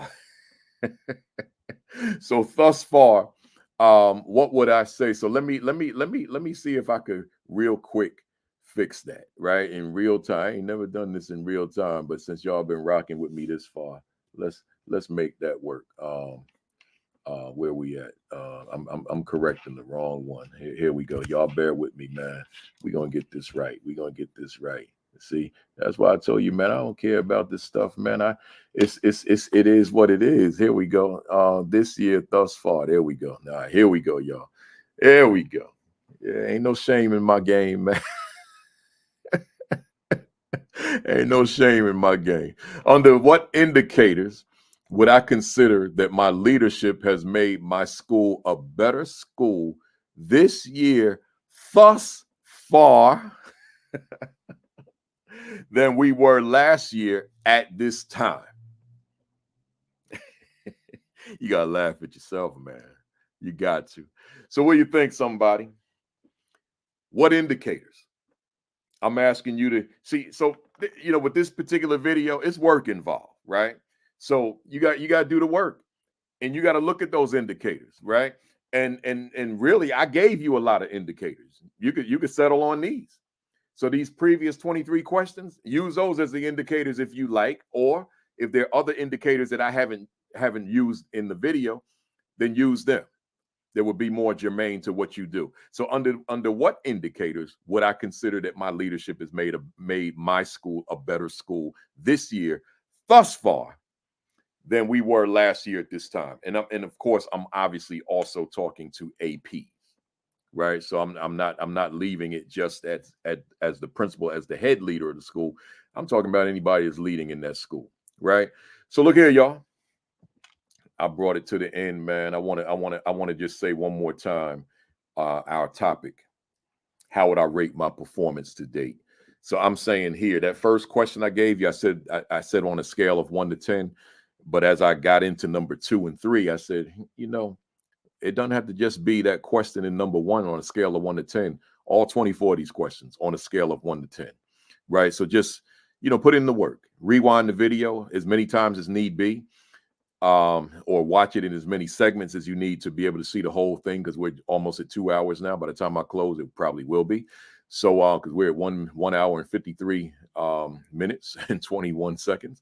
So I'm saying to you, give yourself a rating. Like take your leadership that seriously. Take what you do that seriously. Take this session, number 188, that seriously, that you would actually go through each question and rate yourself, and even journal why you're where you are, what you need to do to get to where you want to be as it relates to the pivot, the shift, and the adjustment, right? So with that said, let's wrap it up. Let me say to you, thank you for being here. And as I told you, I'm not here. That's why you didn't see me posting comments, because I'm on a cruise ship, y'all. But I'm on the ship watching the broadcast. So I'm in the thread watching with you. But I thank you for being here. Hey, y'all, give me a rating, man. Since I told y'all to rate yourself, give me them emojis, man. How y'all like this one? Was it beneficial? Did it add value? Does it resonate? Could you take it back with you to school next week? Give me them emojis, y'all. Let me know. right? I won't be so bold to get my bat though and say I hit it out the park. I ain't gonna do, I ain't that would be quite vain, right? But I think I did good, but never satisfied. I could have done better. Hey, y'all, stay with me. Next week we got week number 189. Right, I got this. This is going to be interesting. This is going to be the most interesting one for me personally that I've done. Here's why. The two guests are principals, but they used to work for me as teachers. So these are two of my former teachers. They were two of my favorite teachers. That's not nice. We scratch that. They were two of my former teachers, right? Favorite because of what they taught. I wrote a curriculum. We created an African-centered studies program at the school. We were public school, and these were two of the teachers that taught the curriculum that I wrote. And one of the teachers, he wrote the curriculum for the class he taught. We'll get more specifically about that later. I don't want to spend this time getting into all that detail, but welcome Dr. Deetria Smith-Sneed and Mr. Hubert Chase next week, week 189, to the platform. I'm looking forward to this. I've never had teachers on here that or former teachers that worked under my leadership who were guests on the platform. But I've got, and then later in January, I got some more former teachers. I got 3 that I'm bringing on together, but these will be the first 2. So I reached out to former teachers. They're both now principals, doing it at a high level, doing big things. So we still going to talk leadership, but I'm just excited that I got former teachers who will be my guests together. So check us out next week, 189 at 10:55 on all the platforms, right? Then make sure at 10 o'clock Facebook Live you watch Sean Hurt, followed by Create and Educate with Dr. Sheikah Houston and Dr. Tammy Taylor at 10:30, and then Unlock the Middle with Principal Josh Tovar and Principal Dean Packard at 7 on Sunday nights, Eastern Time for all of these. And then the Village Leadership Group with Dr. Roz Gaskins and Coach Williams every Tuesday and Thursday at 6. I told you before, I'll tell you again, my new book, The Assistant Principal Identity, my first assistant principal book, The Assistant Principal 50, and The Aspiring Principal 50. They're all available on Amazon. You can go to principalkafele.com and get it. It'll link you to Amazon or ASCD, my publisher, or you can go to barnesandnoble.com. Wherever you get your books, it should be there. So get yourself a copy. Visit principalkafele.com for all my resources. Subscribe to the AP and New Principals Academy Facebook page. Follow it, right? We're at 9,800 followers. Follow that, and that way you can read the commentary that I write every Sunday morning, not later than 10 o'clock. So I post it not later than 10 every Sunday, because the AP and New Principals Academy is twofold. It's not just the Saturday broadcast, it's the Sunday commentary as well. So if you missed any of those, I've written, I think, about 110 of them now. They're all there. Just scroll. There's not a whole lot of fluff in between, just the promotions for every broadcast, but you can just scroll and watch all and read all of those. I think you'll find them very helpful as well to your leadership, or also interviewing, all that kind of stuff. Anything about your leadership, you'll find it helpful. Subscribe to the AP and New Principals Academy YouTube channel. We're 188 strong with 19,700 subscribers to date. So make sure you hit that button and subscribe to it. Also hit the notification button so that you'll know when I go live, right? Sometimes we need that reminder. Hit that button and your computer or your phone will let you know that I'm on. And then lastly, your diet, your exercise, and COVID-19 precautions. Make sure you're taking care of yourselves, right? Make sure you are taking care of yourselves. That is important. And that ends my session. How long are we? 1 hour and 58 minutes and 43 seconds. So look here, y'all. I appreciate you being here. I'll see you next week. Have a great week. Have an extraordinary week. Have your best week yet. Peace. Peace. Thumbs up. Cock that fist back. Count to 3. 1, 2, 3. Bam. I did it under 2 hours, y'all. 1 hour and 59 minutes and 14 seconds. I'll see y'all next week, man. Y'all have a great week.